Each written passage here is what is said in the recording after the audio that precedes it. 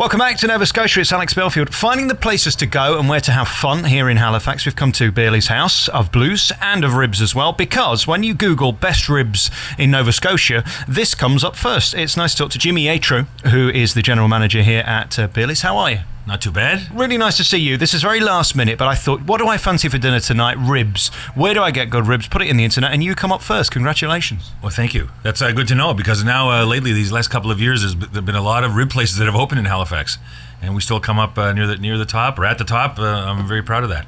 I tell you what's great about your place is it's got real character, and I think that's partly because of the people that come here, and of course the live music as well. You get sort of free entertainment with your meal, don't you? That's correct, yeah, most times.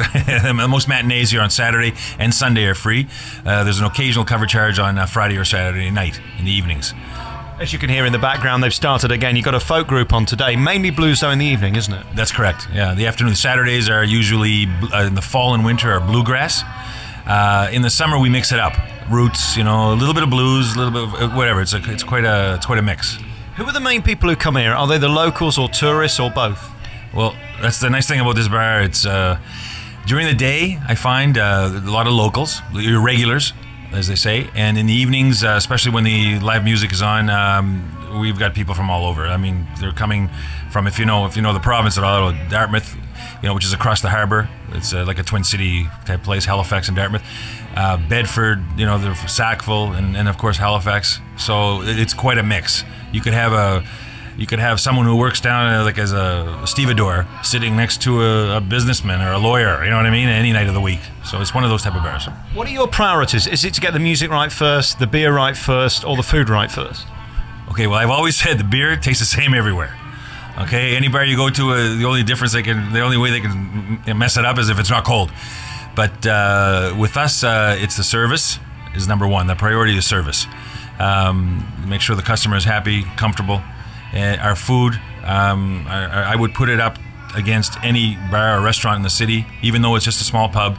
We do have really good cooks here now, and it's always a struggle with cooks and with the kitchen. But the entertainment, obviously, another priority, and we do maintain a high quality here. There's no question.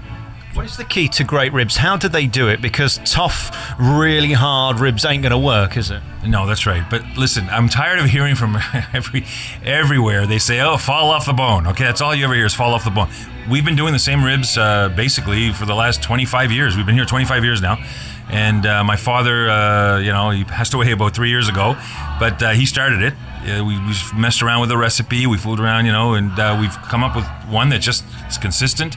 And we've always had good results, and I'm going to tell you they're fall off the bone, of course, because they obviously should be. You don't have to tell the customer that.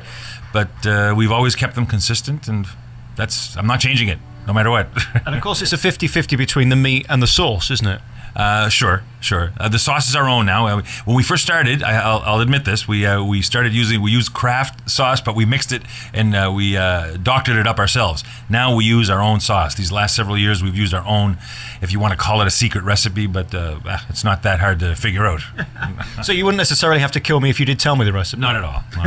How hard is it to get bands to come here and make sure you can afford everything? Because it's not cheap to get live music in a bar these days. No, it's not. It's funny you should ask that. And like I explained to you earlier off the record, it was a rough year last year, and one of the reasons is the bands were getting expensive, and you have to explain to the bands that we have to cut back a bit. What I've always done from the beginning is I've told the bands if it's a good night, they'll get a bonus. Okay, I've always been good like that, with honest and straight up with them. As far as getting bands, it's not difficult. I get calls from all over the country, from British Columbia to Newfoundland. Always calling. As far as a blues band, especially blues bands. But again, you have to sort of haggle with the price a bit. But as long as they're fair to me, I'm fair to them. So. And you're right here on Barrington, which is the main thoroughfare through the main part of Halifax. That's a great location to be, isn't it? Well, it is and it isn't. If you know Halifax, there's an area in Halifax called Argyle Street where the majority of the bars are. And we are not really downtown. We're a little out of the way, which in my mind is good. It works for us because we're offering something different. So if someone wants to hear good blues, they have to come out of their way a bit, and it's worth it to come down here. So. With the greatest respect, though, I've just left my downtown hotel. It took me 10 minutes. You're not that far out of town. Come on. Okay, well, it's not a big town. Okay, you're right. It's not a big town. By Canadian standards, you might have to walk for a few minutes. In American standards, I know you guys don't like walking, but for us, I mean, it's pretty local. That's true. Yeah, you're right. No, you're right. You got a point there. We are close to the vicinity of all the other bars too. What's it like living here generally? I mean, mixed culture, great food. What do I need to know about Halifax? Well, you just said it. I mean, there's the culture here is quite diversified. I mean, I'm Greek. We're members of the Greek community, and as far as the Greeks, the Italians, Lebanese, Asians, this city is quite a melting pot right now, and a lot of them are in this business, so it is quite diversified. And again, you're on the water, great seafood. You're never going to struggle for a good meal here, right? No, that's the other thing we haven't even mentioned. Our haddock. Our haddock is second to none. Also, we always have tried to keep it fresh and pan fried. It's we've got a reputation with our haddock also. You're going to have to help me now, because I always ask the boss wherever I come to a restaurant, what should I have? I've got to have the ribs because they're my favorite. You have to have the ribs. Okay, we can give you a little taste of haddock, I guess. Give you a little sample. Our calamari, which was just recently added to the menu. And again, when you look at the pub, it's not the type of a bar that you'd think that you'd expect to get a good order of calamari, but we do have good calamari also. So, is it hard to find good staff? I mean, you said earlier it's a bit like a family because the people are here year in and year out for the locals. How difficult is that to get people who care as much as you do? Staff is important. Let's face it, they're the front line. And one good thing here, like I found as far as our history, our staff, we've had very low turnover. And if you go to other bars, you can talk to other owners. It's very difficult to keep a good staff. I've had staff here as long as 17, 18 years. And you met one of them earlier. She's been here for 15, which is a good sign. They enjoy it here. We get along, and it does become like a family. But staff is important. You're going to have your certain turnover, but there's that core staff that really helps. That's been here a long time. I've been in town a few days now. What are the things I absolutely must do when I come to Halifax? Geez, I don't know. I never thought of this. Living here, not as a tourist, but have you been to Peggy's Cove? I'm not going there tomorrow. That's my next try. Peggy's Cove. I mean, you have to do the obligatory, maybe the Harbour Hopper. Have you been on that? Have you done that? That's quite something, isn't it? It's a boat that turns into a car that turns into a bus that turns into something else. Yeah. It goes through the harbour or across the harbour, whatever, and then up through the city and shows you the sights. I've been on it only because I've got 3 kids. They wanted to go on it, so I went on the thing. We said Peggy's Cove, Citadel Hill, of course. Public gardens. We have a beautiful gardens right in the heart of the city. Have you seen the gardens?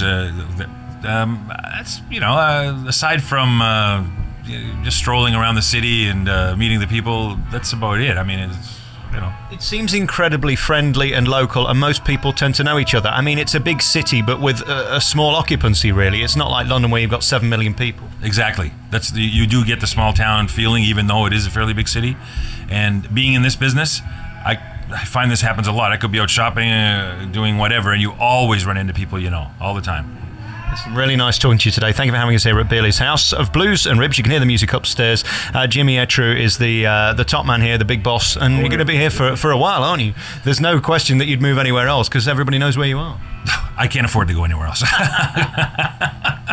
Hey, listen, I can't wait to have the ribs. Thanks for talking to us today. Thank you very much.